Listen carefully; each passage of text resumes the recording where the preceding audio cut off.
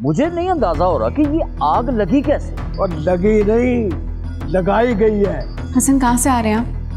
अरे पीछे हटो। हसन, आपको अपनी रूटीन चेंज करनी पड़ेगी, ये कोई तरीका नहीं है बात करने का। अगर जान ही लेनी थी तो एक बार कहा होता, क्यों मेरा खून अपने सर ले लिया तुमने? क्या चाहते हो तुम? आपकी बेटी की बेवफाई का बदला मैं आपकी बेटी को नहीं तो आपको तो दे ही सकता हूँ। सारी सारी रात बाहर रहते हैं, दिन में भी मदहोश हालत में घर वापस आते हैं।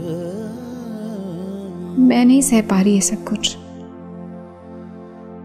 शुक्र है तुम्हें भी इस बात का एहसास हो। कासिम अली, मैं बहुत बर्दाश्त कर चुका हूँ और कुछ बोला ना तो मैं तेरी उम्र का लिहाज भी नहीं करूंगा।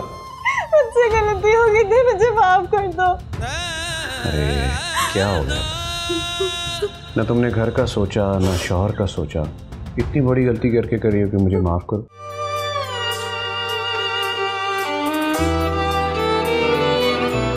तुम जो बन जाते मेरे जीने की वजह